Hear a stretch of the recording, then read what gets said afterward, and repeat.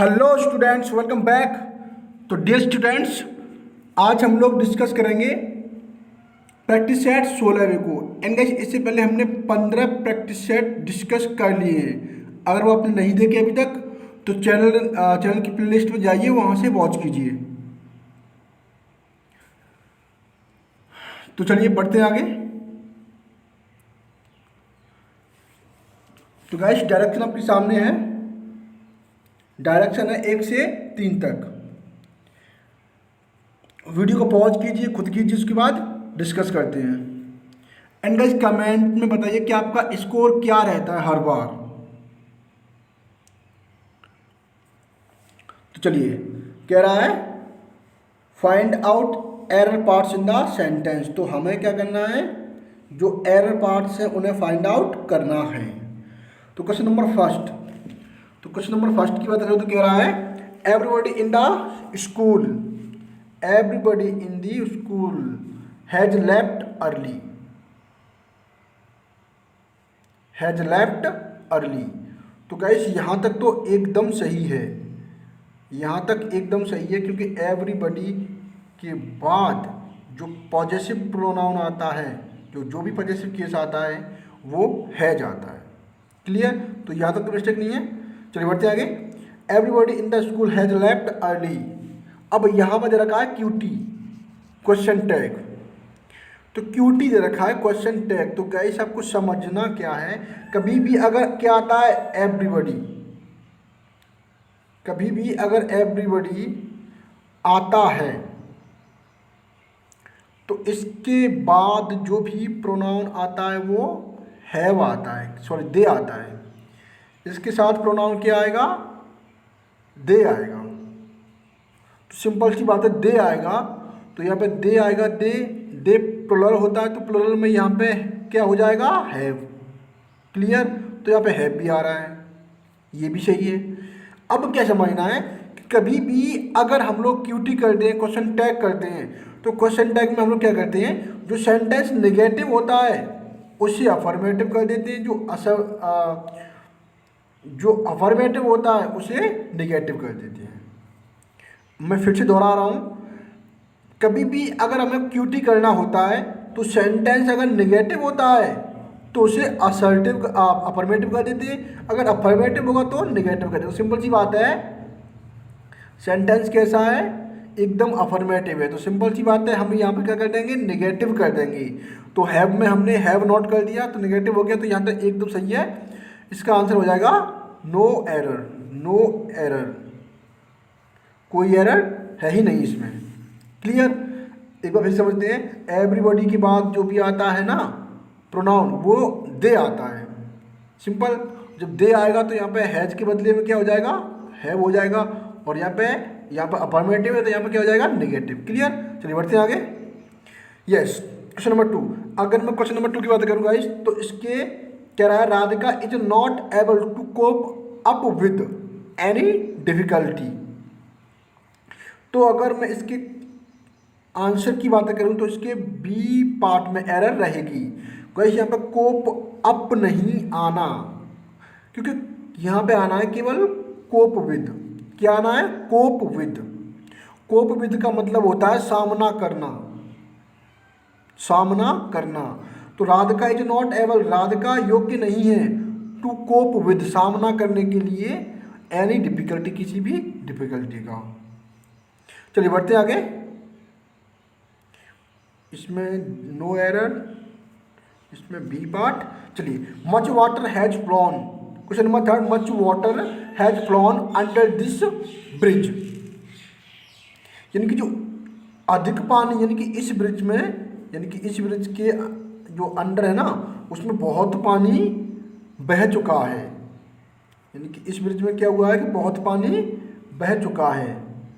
तो गाइस, अगर मैं यहाँ पे आंसर की बात करूँ तो इसका आंसर हो जाएगा option number B. Option number B.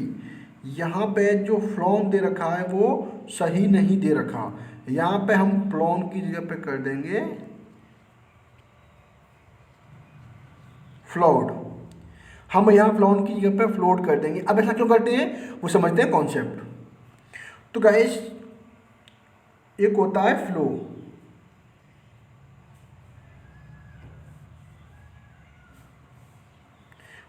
एक होता है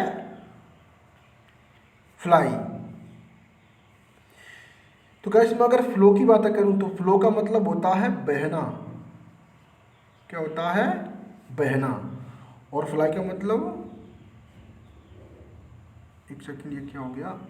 एक सेकंड, एक सेकंड, एक सेकंड, ये हुआ क्या? यस,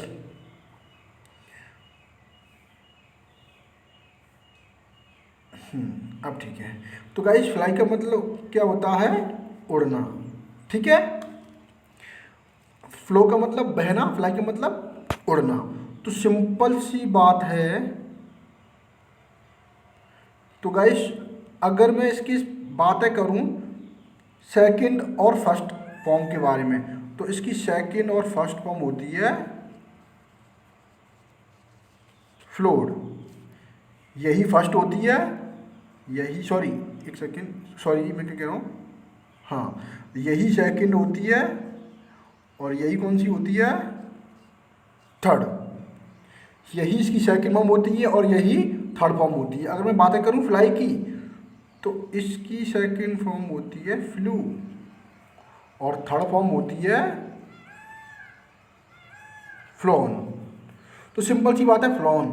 तो फ्लॉन कहाँ दे रखा है? यहाँ पे फ्लॉन दे रखा है। क्या दे रखा है? फ्लॉन। तो फ्लॉन का मतलब क्या होता है? उड़ना। तो सिंपल सी बात है, यहाँ बातें किसके बारे में हो रही हैं? अगर मैं बातें करूँ यहाँ पे, तो यहाँ किसके बारे में बात हो रही है? अधिक पानी इस ब्रिज में बह गया। तो यहाँ पे बातें किसके बारे में हो रही है? बहने के बारे में बात हो रही है। तो बहने के बारे में बातें हो रही हैं, तो बहने के लिए क्या आएगा? फ्लो। तो उसकी थर्ड फॉर्म क्या आ जाएगी? फ्लोड आ जाएगी। तो यहाँ पे जो फ्लोन दे रखा है वो सही नहीं दे रखा, हम क्या कर देंगे? फ्लोन कर, फ्लोड कर देंगे। क्लियर? चलिए बढ़ते हैं आगे। Yes, question number 4, 5th and 6th। Gas video को पॉज कीजिए, खुद कीजिए, उसके बाद डिस्कस करते हैं। चलिए डिस्कस करते हैं। कह रहा है choose the word opposite, choose the word opposite in the meaning to the given word. तो गाइस हमें यहाँ पे अपोजिट बताना है, हमें यहाँ पे एंटोनिम बताना है। एक वर्ड दिया हुआ है, एक वर्ड दिया हुआ है इंडिगेंट। इंडिगेंट एक वर्ड दिया हुआ है, हमें उसका अपोजिट बताना है। तो इंडिगेंट का मतलब होता है धनवान, अमीर। तो उसका अपोजिट हो जाएगा गरीब, पुअर। क्लियर? चलिए बढ़ते आगे। क्वेश्चन नंबर 5 कह रहा है choose the word synonym to the given word. तो हमें यहाँ पे सिनोनिम बताना है। एक वर्ड दिया हुआ है इरेंड। तो गाइस हमें इरेंड का सिनोनिम बताना है। तो अगर मैं इसकी सिनोनिम की बात करूँ तो इरेंड, इरेंड का मतलब होता है कार्य, टास्क। टास्क का मतलब भी क्या होता है? कार्य। तो सिंपल सी बात है, सिनोनिम पूछा है, इरेंड का मतलब भी कार्य और टास्क का मतलब भी कार्य। क्लियर? चलिए बढ़ते हैं आगे। Question number 6 find the correct spelled word. यहाँ पे हमें करेक्ट स्पेलिंग बतानी है। तो गाइस अगर इररिलेवेंट की बात करूँ तो इसकी जो करेक्ट स्पेलिंग होती है वो होती है ऑप्शन नंबर ए। इसमें होती है IRRELEVANT,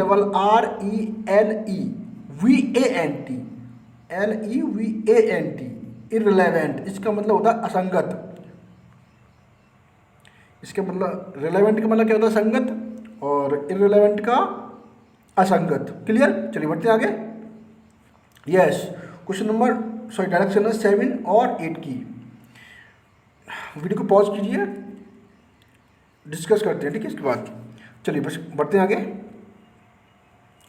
तो कह रहा है चेंज द नरेशन, हमें नरेशन करना है, हमें इनडायरेक्ट करना है। तो एक सेंटेंस दिया हुआ है, you said to me, you said to me, तुमने मुझसे कहा कि लेट अस गो, आओ चलें, किसके लिए? एक वॉक के लिए। तो गाइस लेट अस, कॉन्सेंट्रेशन करें, लेट अस के बाद प्रपोज्ड आता है। तो ये तो क्लियर है, सब में दिया है प्रपोज्ड, बहुत अच्छे। तो यहाँ तक चारों में दिया है तो कोई दिक्कत नहीं है यहाँ तक। लेकिन हमें एक चीज़ क्या समझनी है, लेट अस की बात चाहे तो मैं प्रपोज्ड कर दूँ, क्या कर दूँ? चाहे तो मैं प्रपोज्ड कर दूँ, चाहे मैं सजेस्टेड करूँ, चाहे मैं प्रपोज कर सकता हूँ चाहे सजेस्टेड कर सकता हूँ, लेकिन उनके तुरंत बाद फिक्स्ड प्रपोजिशन टू आना होता है। याद रखो, पेन और कॉपी निकाल लो भले ही, अगर प्रपोज और सजेस्टेड आते हैं तो इनके तुरंत बाद टू तो पक्का आना होता है। तो सिंपल सी बात है, हमें टू ढूंढना है। तो इसमें तो टू है नहीं, जरा कहना, इसमें टू है नहीं, ना ही इसमें टू है और ना ही इसमें। तो सिंपल सी बात है, ऑप्शन नंबर बी में क्या दे रखा है, टू। तो हमें याद रखना है लेटेस्ट वाले में क्या आता है, प्रपोज्ड टू या सजेस्टेड टू। क्लियर। और यहाँ पे आएगा क्या, लेटेस्ट के लिए हम कर देंगे वी शुड। क्लियर। तो ऑप्शन नंबर 20 का करेक्ट आंसर हो जाएगा। कभी भी अगर लेटेस्ट आता है तो लेटेस्ट को चेंज कर देते हैं हम लोग, लेटेस्ट को दे शुड में या फिर वी शुड में, तो हमने वी शुड में कर दिया। क्लियर। चलिए बढ़ते हैं आगे। क्वेश्चन नंबर 8 कह रहा है चेंज इनटू पैसिव वॉइस, हमें पैसिव बनाना है। एक वर्ड दिया हुआ है, I am to serve him, कि मुझे उसकी सेवा करनी है, सर्व करनी है। तो गाइस टू मैंने आपको कल भी बताया था एक्चुअली, यानी कि इससे पहले वाले प्रैक्टिस सेट में बताया था मैंने आपको, यानी कि प्रैक्टिस सेट 15 बी में मैंने आपको बताया था टू के बाद क्या आता है, बी। बताया था कि नहीं। तो टू के बाद बी किस में आ रहा है देखते हैं। एक्चुअली बी तो सब में आ रहा है, लेकिन मैंने कहा टू के बाद बी किस में आ रहा है, तो हम लोग देखते हैं। तो गाइस तो सबसे पहले हम क्या करते हैं, पैसिव करते हैं। तो कभी भी हमें अगर पैसिव करना हो तो पैसिव को जो ऑब्जेक्ट है, ऑब्जेक्ट को बनाते हैं क्या, सब्जेक्ट बनाते हैं। तो जब ये पहले आएगा सब्जेक्ट बनेगा तो हिम का ही बन जाएगा। अगर मैं इसके आंसर की बातें करूं तो इसका आंसर हो जाएगा ऑप्शन नंबर डी, ही। अब सिंपल सी बात है, ही के बाद में क्या आएगा, सिंगुलर है तो ही सिंगुलर तो इज। अब टू, तो टू के बाद क्या आता है, बी, टू बी। और सर्व की थर्ड फॉर्म क्या होती है, सर्व्ड, क्योंकि पैसिव में हम ऑलवेज क्या लगाते हैं, थर्ड फॉर्म। तो सर्व्ड बाई और आई का ऑब्जेक्ट बनेगा तो मी। तो क्लियर सी बात है, he is to be served by me. Clear. चलिए बढ़ते हैं आगे। यस गाइस, डायरेक्शन है 9 से 12 तक की। वीडियो को पॉज कीजिए, खुद कीजिए, उसके बाद डिस्कस करते हैं। चलिए डिस्कस करते हैं। तो गाइस कह रहा है फिल इन द ब्लैंक्स, हमें जो ब्लैंक्स है उनको फिल करना है। गाइस तो अगर मैं क्वेश्चन नंबर 9 की बात करूं तो कह रहा है if I were you I would kill him. तो गाइस ये क्या है, एक सेंटेंस, ये एक काल्पनिक सेंटेंस है। जो सेंटेंस है वो एक कैसा, एक काल्पनिक है। जैसे कह रहा है कि यदि मैं तुम्हारी जगह होता, काल्पनिक है कि नहीं, सोच रहा है, मतलब काल्पनिक कल्पना कर रहा है, यदि मैं तुम्हारी जगह होता तो मैं उसे मार देता। तो कभी भी अगर पास्ट में, यानी कि पास्ट में ये सेंटेंस, ऐसे सेंटेंस किस में होते हैं, पास्ट में। तो सिंपल सी बात है, जब पास्ट में होंगे तो हम विल तो करेंगे नहीं, और ना ही कैन करेंगे, और ना ही मस्ट करेंगे। तो पास्ट में क्या होगा, यदि मैं तुम्हारी जगह होता तो उसे मार देता। तो ऐसी कंडीशन में क्या आएगा, वुड आएगा। क्या आएगा, वुड। तो इसका जो आंसर हो जाएगा वो हो जाएगा ऑप्शन नंबर बी। क्लियर। चलिए बढ़ते आगे। When she parted from, question number 10, when she parted from, part के बाद क्या आता है, ऑलवेज फ्रॉम आता है। ये फिक्स्ड प्रपोजिशन है, फिक्स्ड प्रपोजिशन। गाइस ये फिक्स्ड प्रपोजिशन है। पास्ट के पार्ट के बाद फ्रॉम आता है, और पार्ट फ्रॉम का मतलब होता है अलग होना, जुदा होना। पार्ट फ्रॉम का मतलब होता है जुदा होना, यानी अलग होना। जब वह अलग हुई किससे, अपने हस्बैंड से, तो उसकी आंखें, his eyes were full of tears, जो यानी कि उसकी आंख क्या थी, उसकी आंखों में आंसू आ गए थे, यानी कि उसकी आंखें भर आई थी। चलिए बढ़ते आगे। क्वेश्चन नंबर 11 कह रहा है it is time blank the police. Actually यहाँ पे पुलिस, यहाँ पे आई है, आप लोग करेक्शन कर लेना, ठीक है। यहाँ पे दिया है आई, वो टाइप गलत हो गया, ठीक है, जल्दी में। तो कह रहा है इट इज टाइम। तो गाइस मैंने आपको कई बार बता दिया है, मैंने आपको ये एरर में भी बताया होगा शायद, एरर डिटेक्शन में भी मैंने आपको बता दिया है कि कभी भी अगर इट इज टाइम आता है तो हम लोग क्या फॉलो करते हैं, एक बार फिर से समझ लेते हैं। यस गाइस, कभी भी अगर इट इज टाइम,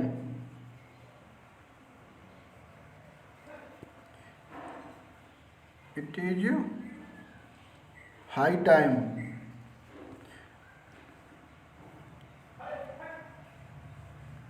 अगर कहीं भी ऐसे शब्द आते हैं, it is time, it is high time और भी हैं, तो ऐसे शब्द आते हैं तो इनके बाद हम हमेशा फॉलो करते हैं सेकंड फॉर्म, यानी कि V2, यानी कि पास्ट इंडेफिनिट वर्ब की सेकंड फॉर्म फॉलो करते हैं। क्या फॉलो करते हैं? वर्ब की सेकंड फॉर्म।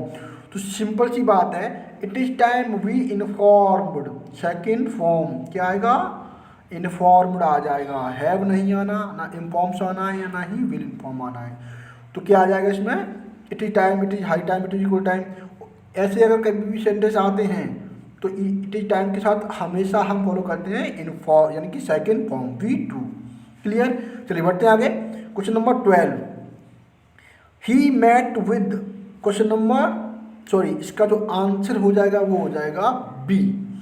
क्लियर? अब क्या होगा, आपने खूब सुना होगा, कभी भी कोई घटना होती है, कोई ट्रेजेडी बिपेल होती है, कोई भी जो इंसिडेंट है वो अकर होती है, यानी कि कोई भी घटना जो घटित होती है, तो ऐसी कंडीशन में हम मैट विद को फॉलो करते हैं। आपने सुना होगा he met with an accident, met with an accident. तो सिंपल बात है, कभी कोई घटना होती है तो हम इसमें मेट विद का यूज करते हैं। क्लियर? चलिए बढ़ते हैं आगे। यस, क्वेश्चन डायरेक्शन है 13 एंड 14। तो गाइस वीडियो को पॉज कीजिए, खुद कीजिए, उसके बाद डिस्कस करते हैं हम लोग। चलिए डिस्कस करते हैं। कह रहा है question number 13, choose the one word which can be substituted for the given word. तो हमें क्या बताना है? हमें बताना है वन वर्ड, हमें वन वर्ड बताना है। तो गाइस एक सेंटेंस दिया हुआ है, हमें उसका वन वर्ड बताना है। वन, एक ऐसा आदमी जो इज कंसर्न, चिंतित रहता हो, विद द वेलफेयर, वेलफेयर माने भलाई के लिए, ऑफ अदर्स माने दूसरों की, दूसरों की। एक ऐसा आदमी जो दूसरों की भलाई के लिए चिंतित रहता हो, यानी कि दूसरों के बारे में सोचता हो, तो ऐसे इंसान को हम बोलते हैं अल्ट्रुइस्ट। क्या बोलते हैं? अल्ट्रुइस्ट, परोपकारी। क्या बोलते हैं? अल्ट्रुइस्ट, परोपकारी। क्लियर? चलिए बढ़ते आगे। क्वेश्चन नंबर 14 कह रहा है choose the alternative which best express the meaning of the idiom phrase. तो हमें यहाँ पर क्या बताना है गाइस? ईडियम। तो गाइस मैं आपको हर बार बताता हूँ और ये बताता हूँ कि सब लोगों को ईडियम जो है वो लर्न नहीं होते, याद नहीं होती। तो गाइस आपको कुछ भी नहीं करना है, जो भी ईडियम मैं अपने प्रैक्टिस सेट में कराऊंगा, यानी कि जो भी कराऊंगा ना प्रैक्टिस सेट, उनसे एग्जाम में कुछ भी बाहर नहीं जाना है। मैं आपको हर बार यही कहता हूँ। तो सिंपल सी बात है, जो भी कराऊंगा सब कुछ यहीं से आएगा, एक भी क्वेश्चन, सिंगल क्वेश्चन भी बाहर नहीं जाएगा एग्जाम में। तो सिंपल सी बात है, मैं आपको हर बार ईडियम्स की कुछ ना कुछ ट्रिक्स देता हूँ। तो सिंपल सी बात, जाहिर सी बात है, तो इस बार भी कुछ ना कुछ अच्छी ट्रिक ही दूंगा। क्लियर? तो गाइस अगर मैं बात करूँ ईडियम की, turn a blind eye, turn a blind eye. तो अगर मैं इसके आंसर की बात करूं, इसका आंसर हो जाएगा option number B, option number B, option number B. Turn a blind eye इसका मतलब होता है ignore, to ignore a situation, to ignore a situation, यानी कि सिचुएशन यानी कि किसी भी परिस्थिति को, किसी भी परिस्थिति को, फैक्ट को और किसको? रियलिटी को, यानी किसी भी परिस्थिति को, फैक्ट को और रियलिटी को इग्नोर करना। टर्न अ ब्लाइंड आइज का मतलब होता है किसी भी परिस्थिति या फैक्ट या रियलिटी को इग्नोर कर देना। तो सिंपल सी बात है, अब हमें यहाँ पे समझना क्या है कि हमें हिंट कैसे मिलेगी, हमें इसका आंसर मालूम है, लेकिन हमें हिंट कैसे मिलेगी? तो हमें हिंट यहाँ से मिलेगी, टर्न। टर्न का मतलब होता है मोड़ लेना, किसको? अपनी आंखों को, यानी कि अपनी आंखें मोड़ना, यानी कि हमारे सामने कोई घटना हो रही है तो उनसे हमें अपनी आंखें मोड़ लेना। तो सिंपल सी बात है, तो सिचुएशन से अपनी आंखें, निगाहें फेर लेना। तो यानी कि किसी भी सिचुएशन से या फैक्ट से या रियलिटी से अपनी निगाहें फेर लेना। सिंपल सी बात है, इसका आंसर हो जाएगा ऑप्शन नंबर बी। क्लियर? चलिए बढ़ते हैं आगे। Yes, question number 15 and 16। तो गाइस यहाँ पे दिया रखा है PQRS। गाइस जिसका बेसब्री से इंतजार था वही आ गया, PQRS।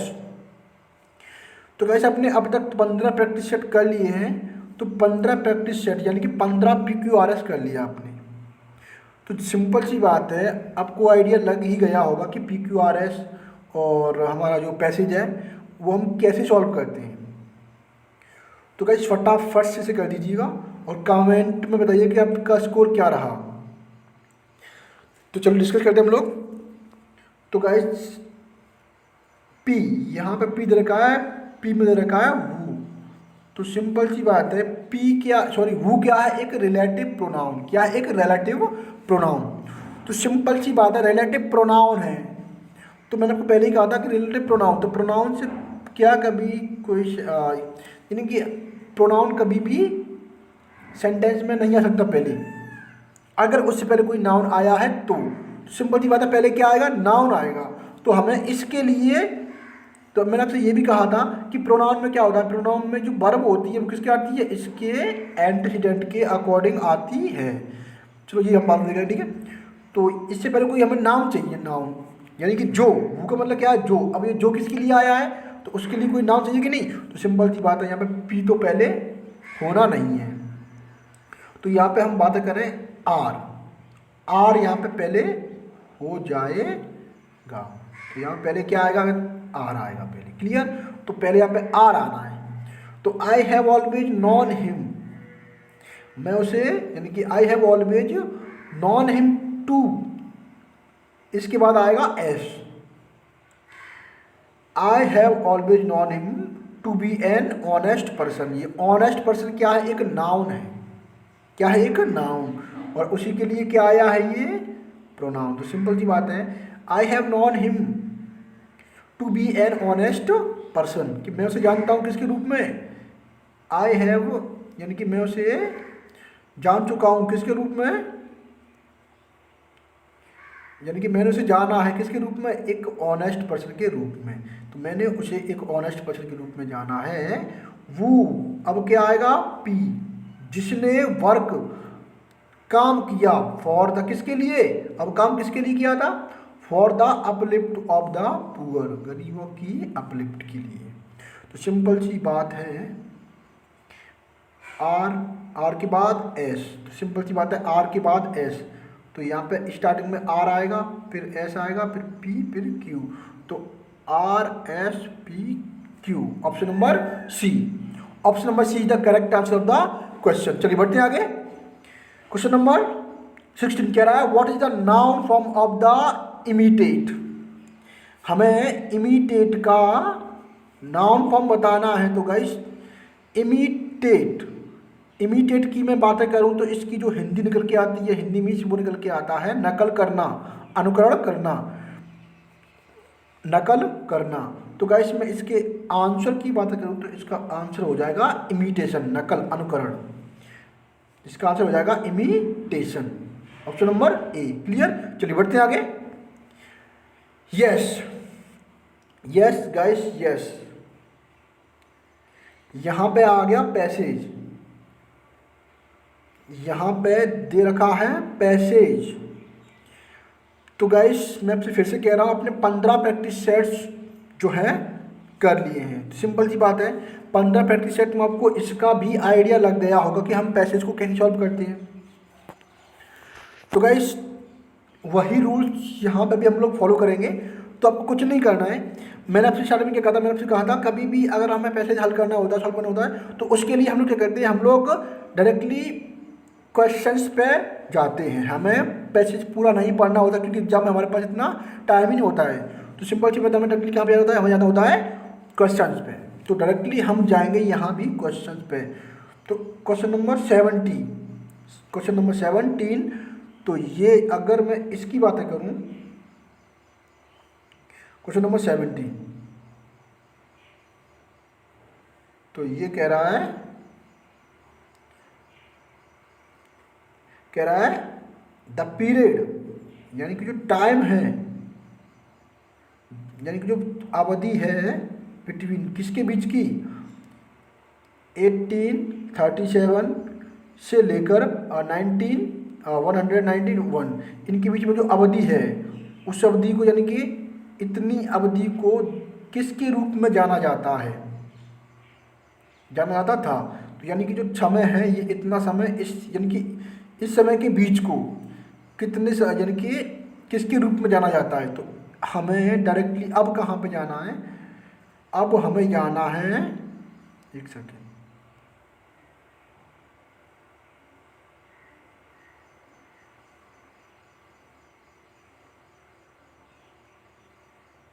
यस।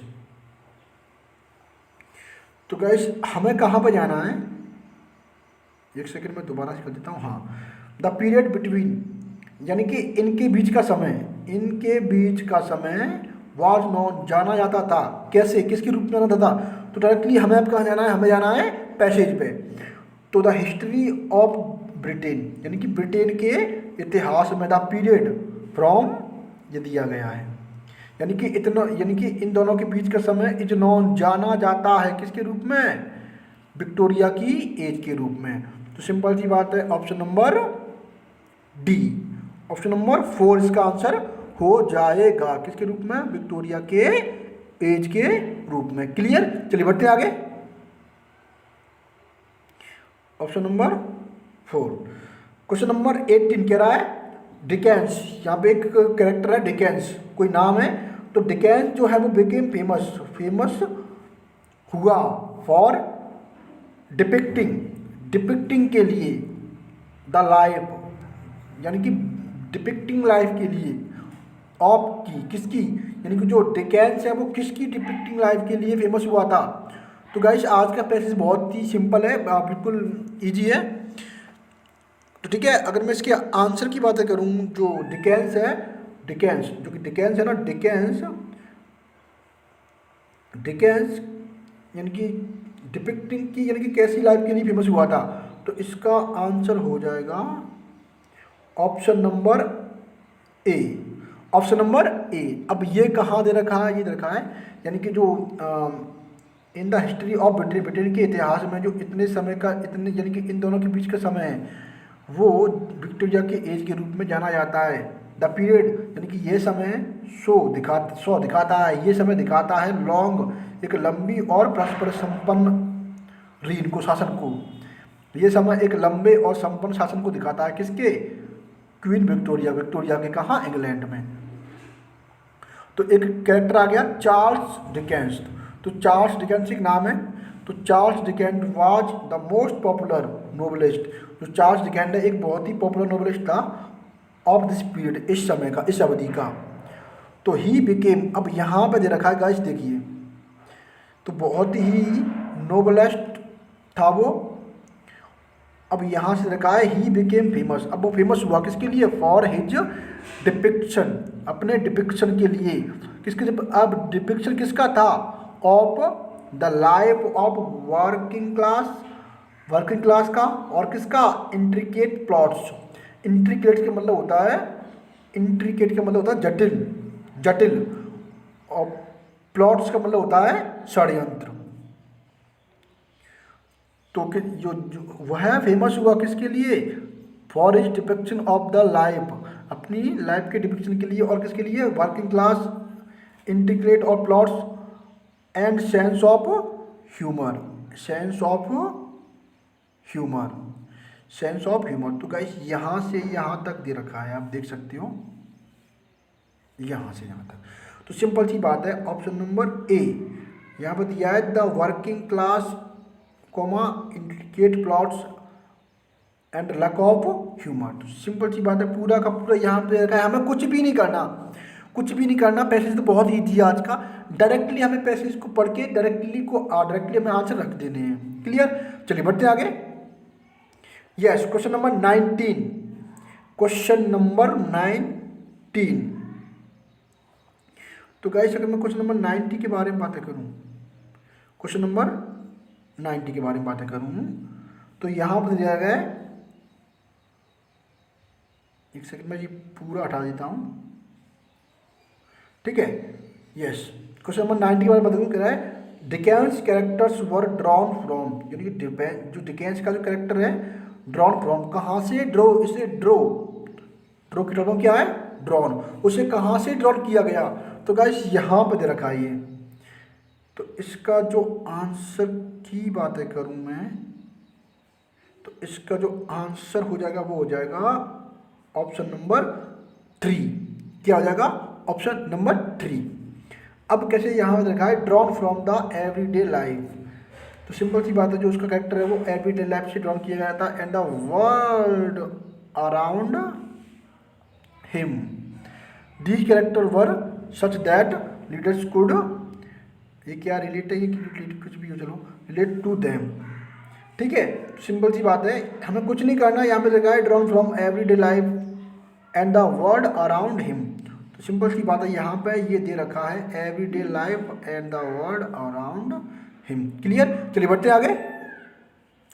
तो गाइस आज के पैसेज कुछ भी नहीं है, बहुत सिंपल है, ठीक है। अब बढ़ते हैं आगे, question number 20। Question number 20, this is the last question, this is the last question of the session.